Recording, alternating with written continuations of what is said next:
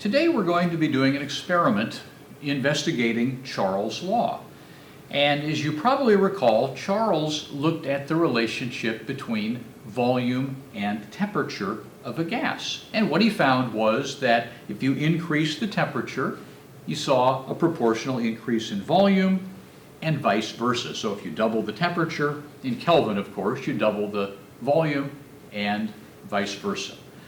We're going to carry out our experiment in an Erlenmeyer flask. So in this large beaker, I have a 125 milliliter Erlenmeyer flask. So our initial volume, V1, in the experiment will be the volume of the entire flask. We're going to heat the flask up in boiling water until it reaches 100 degrees Celsius. So our initial temperature will be 100 Celsius, or of course 373 Kelvin. So there's V1 and T1. Now, as the flask has been heated up, the air inside is going to expand, and that's why we have this little rubber tube where the air can escape.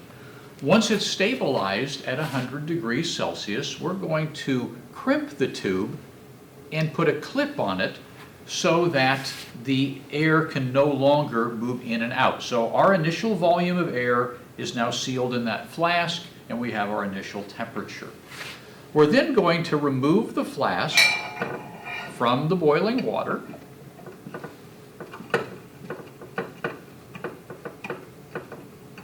And then we're going to immerse the flask into this water bath. I will then release the tube by removing the binder clip, and now water is going to rush into the flask as it cools. Once it reaches room temperature, or whatever the temperature of the water in the tub is, the air will now be at T2. So that will be our final temperature, whatever the temperature is once the flask has cooled down. As this happens, of course, water will have been pulled into the flask. So you're going to find that there's some water in the flask as the air shrunk down in volume. So the air no longer fills the entire flask, it only fills part of the flask. We already determined the volume of the entire flask for V1. If we simply subtract the volume of the water, that'll give us the final volume of air, which is V2. So now we have V1, T1, and V2 and T2, and we can simply use those values to determine if Charles' law is accurate. Well, we know it is. It's a matter of how accurate we are in the laboratory. And if we're reasonably careful, we should find that our V1 over T1 and our V2 over T2 come out to be very close to one another. So, the pre-lab talks about the calculations that you'll need to do, and after that we'll head on over into the lab and carry out the experiment. Jacques Charles was one of many scientists over the years that studied the properties of gases, and in particular he looked at the relationship between volume and temperature. Now, all of the different properties of gases, volume, temperature, pressure, and moles, are related to one another either indirectly or directly. So they either change in the same direction or in opposite directions. So for example, let's consider a balloon. If we pour liquid nitrogen on the balloon, the temperature in the balloon drops and the volume of the balloon decreases. If we allow the balloon to warm back up, the increasing in temperature also causes an increase in volume. So what Charles discovered was that volume and temperature are directly proportional. As one goes up, the other goes up. And he quantified this in what we refer to as Charles' law, which is basically V1 over T1 equals V2 over T2. So what Charles found was that if you make a change, for example, in the temperature, then the volume will change by the same amount. So for example, if you were to double the temperature of a gas, the volume of the gas would also double, and the ratio would remain the same. Now, as we talked about in lecture, each of these gas laws, like Charles' law, only hold if the other variables are constant. So in Charles' law, we have to keep the number of moles constant and we have to keep the pressure constant. So when we do our experiment today, we're going to make sure to do those two things. We're going to monitor the moles and pressure to make sure that they are the same at the beginning and the end of the experiment. We're going to carry out our experiment in a 125 milliliter Erlenmeyer flask. So this is the basic setup we'll be using, like the one I showed you in the previous video. So our Erlenmeyer flask will be immersed in a beaker of water, which we will heat to boiling. There's a rubber stopper sealing the top of the flask, and then we have a rubber tube coming out of the top, and we'll be able to pinch that rubber tube and seal it off when we need to in order to keep the number of moles of gas in the flask constant. So we'll start out and we'll heat up the air inside this flask to 100 degrees Celsius by heating the water to boiling. So the volume of the flask initially, V1, will be the volume of the entire flask. So all of the air inside the flask, including even the little bit in this glass tube, that will be V1. The way we'll measure that is at the end of the lab, we're going to fill this entire flask with water and then pour that water into a graduated cylinder. We don't want to do that at the beginning because the flask needs to be dry at the beginning of the experiment. Our initial temperature, T1, will simply be 100 degrees Celsius. So V1 and T1 will be relatively simple to determine. And then we're going to have to change the temperature and the volume, and we'll measure V2 and T2 and then see how those two compare with each other. Once the air in the flask has been heated to 100 degrees Celsius, it's time to remove it and lower the temperature. In order to keep the moles constant, we're first going to pinch this rubber hose and clamp it so that when we remove the flask from the beaker, no air can get in or out. Because as soon as we remove the flask and the air inside begins to cool, more air is going to be drawn back into the flask, and we don't want to change the number of moles.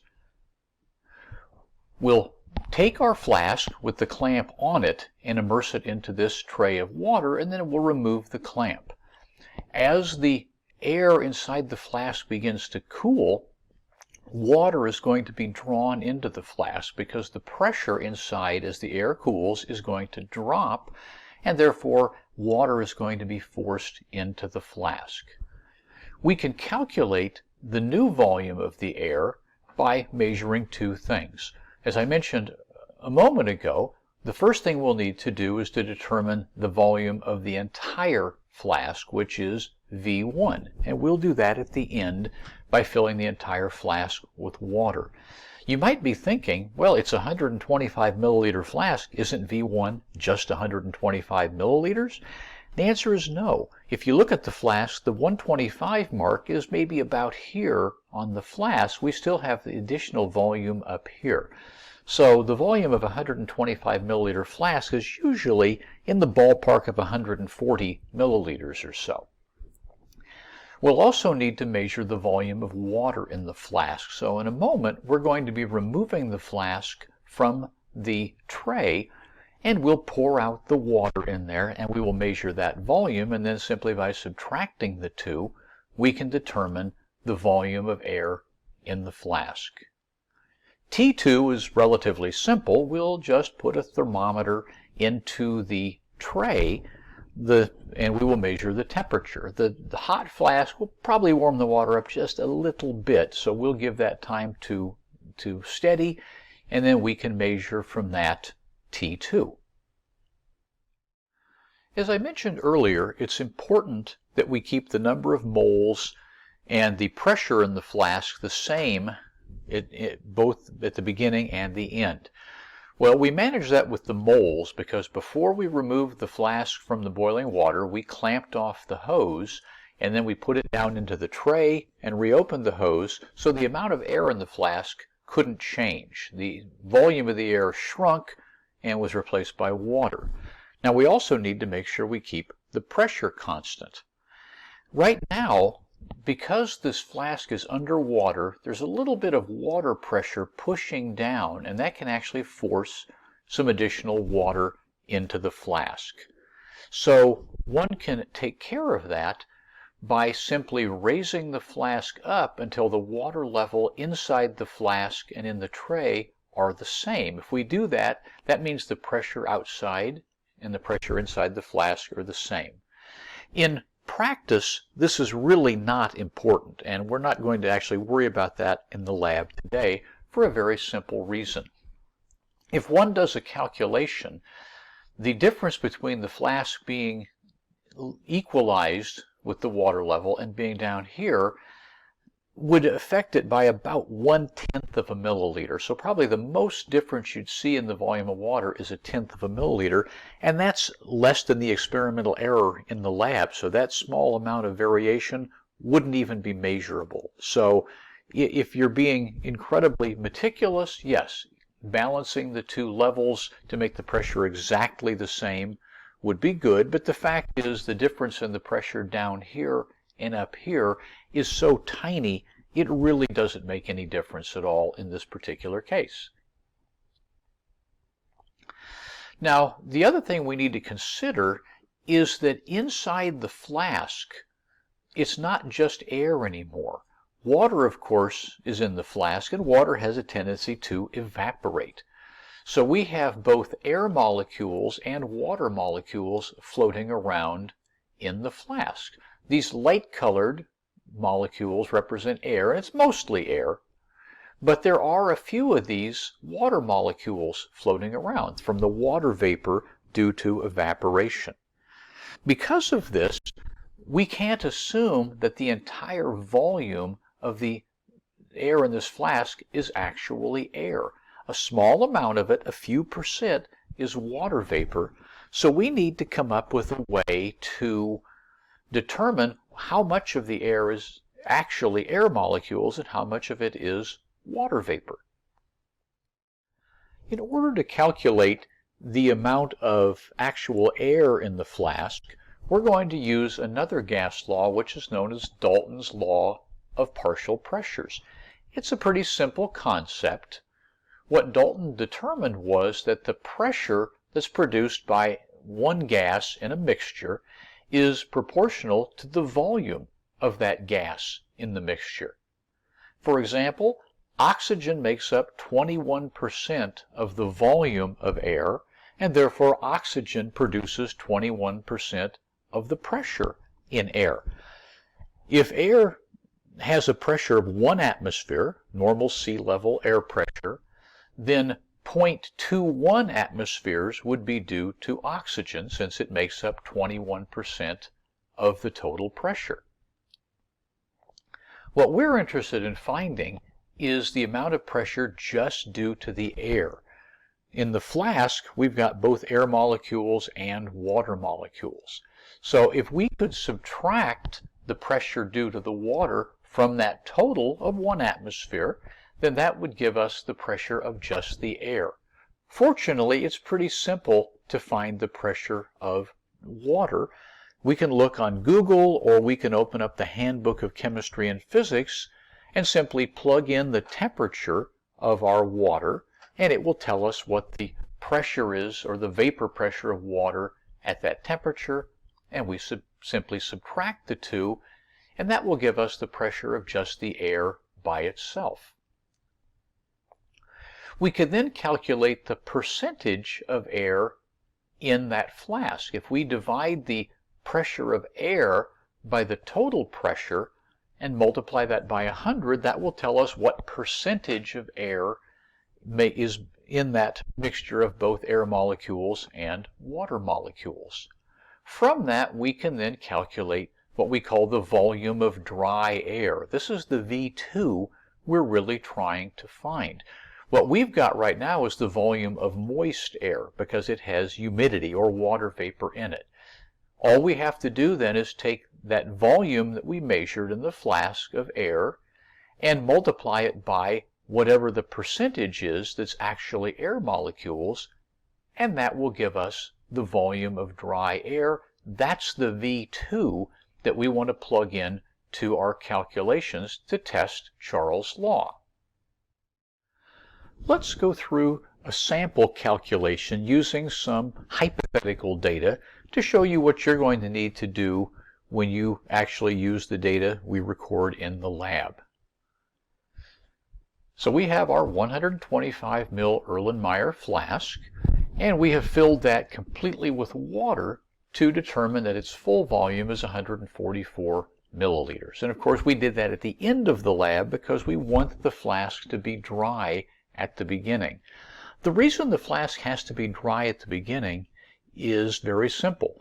If there's moisture in the flask, when you heat it to 100 degrees Celsius, the moisture in the flask is going to boil. It's going to turn into a gas, and it's going to expand 1,000 times.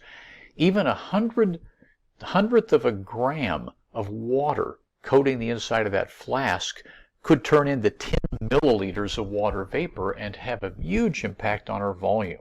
And you'll see when we do the lab that we're going to make sure that flask is thoroughly dried before we do the experiment.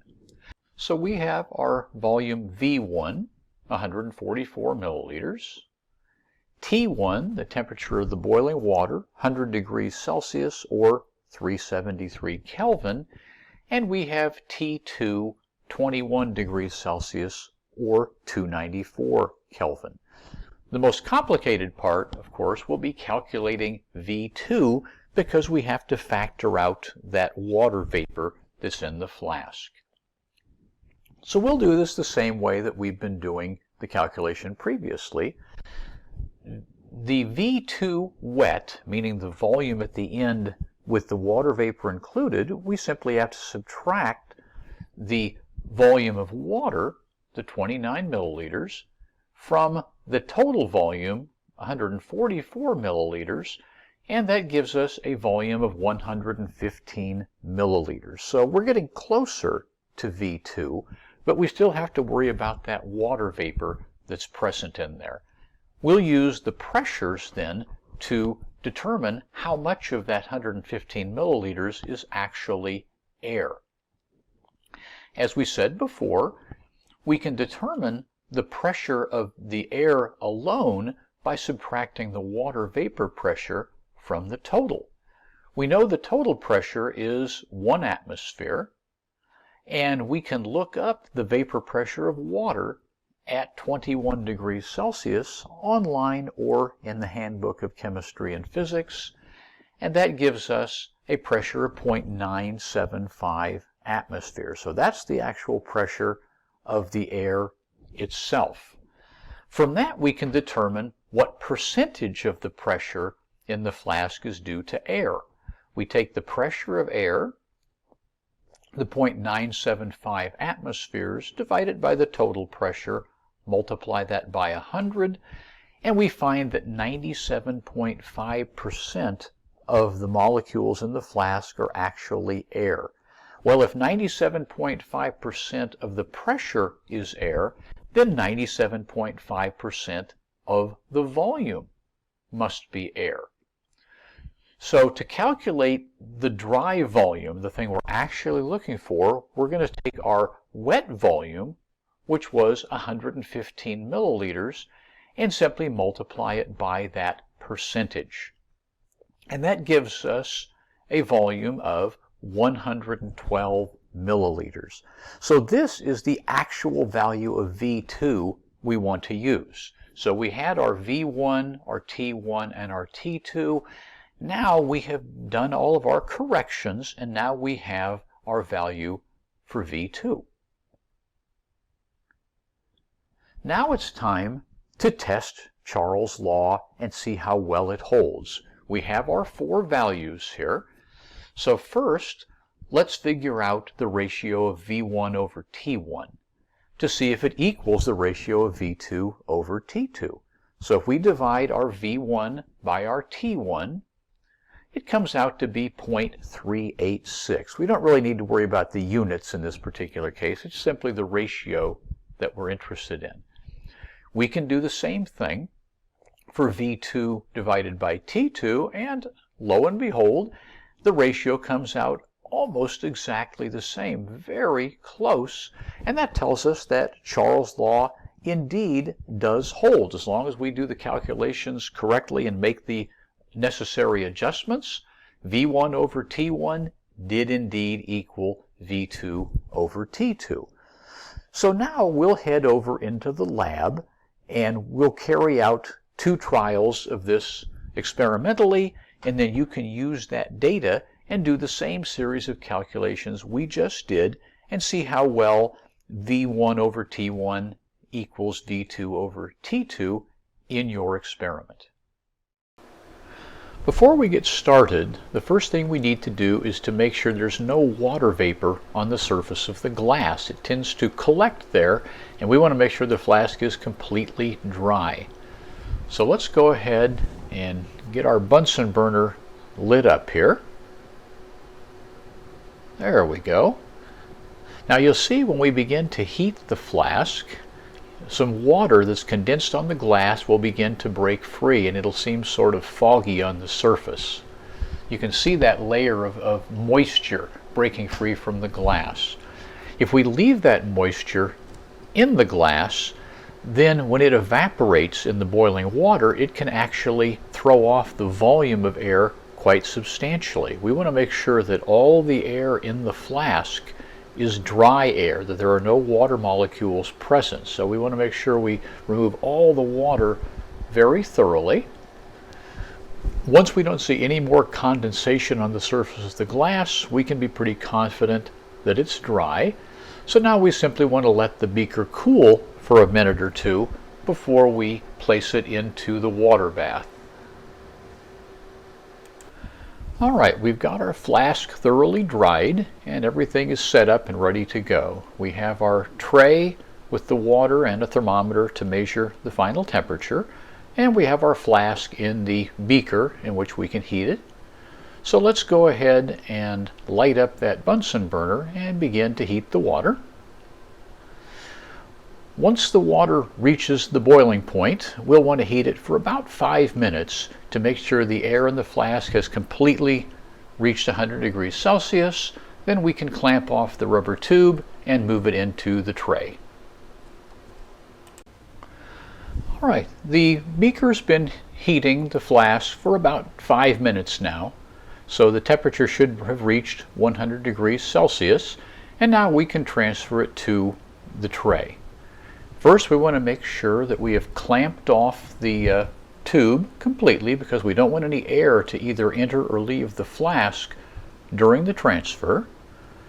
So let's remove the heat now that it's sealed, and we'll go ahead and carefully raise the clamp. The clamp in the flask can be a little hot, so one wants to be a bit careful when moving it.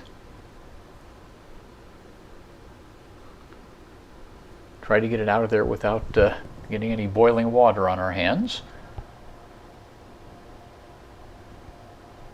All right, let's go ahead and move that into the tray. We'll quickly put the rubber tube under the surface of the water so that when we open it up, no air can get in or out.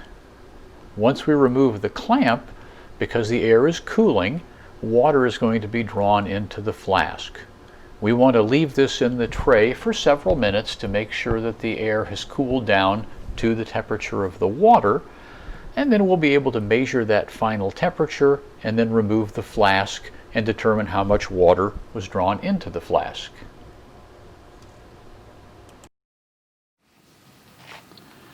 The flask is finished cooling now, so we're ready to remove it from the water bath and see how much water was drawn in. So I'm going to crimp the hose here so that no water leaks out of it. And then we can lift our flask out. And you can see now that we've got quite a bit of water has come into the flask. So originally the air filled the entire flask. Now the air is just this portion. So we'll need to measure the volume of water and then subtract that from the volume of the entire flask. Now we need to determine our temperature. So take a look at the thermometer. Our final temperature, T2, looks to be 21 degrees Celsius. We also need, of course, our initial temperature, and that would simply be the 100 degrees of our boiling water bath. I've gone ahead and transferred the water from the flask into the 100 ml graduated cylinder, and we'll be measuring that to get the volume of water. We also need to determine the volume of the entire flask, so I've filled that with water, and then we're going to transfer that into the 250 milliliter graduated cylinder, and that will give us our full volume of the flask. And then we can simply subtract those two values, and that will give us our second volume. This will be the full volume of the flask, which will be V1 in our calculations.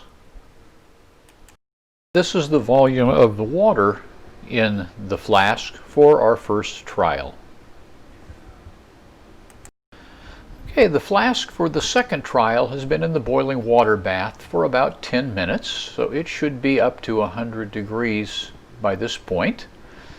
So let's go ahead and clamp off the rubber tube to make sure no air can get in or out of the flask. And then, being very careful of the heat, let's go ahead and remove the flask from the boiling water.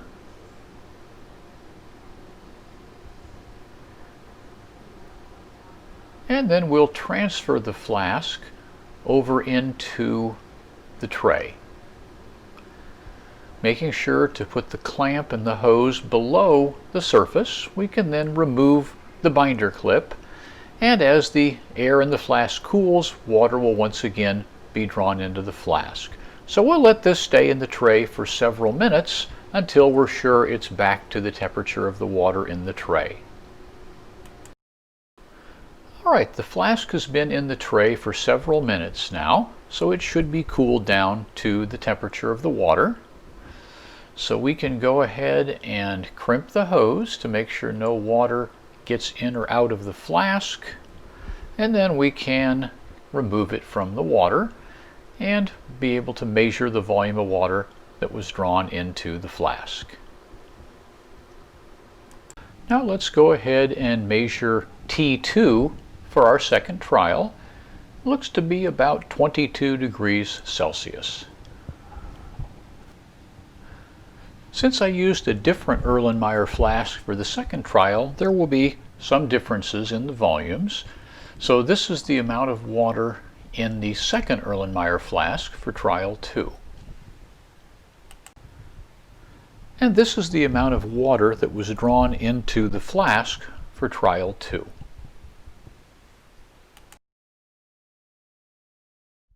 Now that you've finished collecting the data for the experiment, it's time to wrap things up with a few activities. The first thing you'll need to do is to obtain the vapor pressure of water for each of the two trials so that you can calculate the adjusted value of V2, i.e. V2 dry. You'll be able to find these values in the Handbook of Chemistry and Physics if you happen to have one handy, or you can simply find that information on the internet. Just be sure that you use the same units for both the vapor pressure and the atmospheric pressure. They can both be in psi, torr, millimeters of mercury, or atmospheres, as long as they're the same. Assuming that the atmospheric pressure in the lab is 1 atmosphere, you can use that along with the vapor pressure of water and calculate the volume 2 dry as we did in the pre-lab. Then use the values that you've measured for V1, T1, V2, and T2 and see how closely your results compare with Charles' law. Hopefully your V1 over T1 will be very similar to V2 over T2. And then finally, as always, answer the questions at the end of the lab.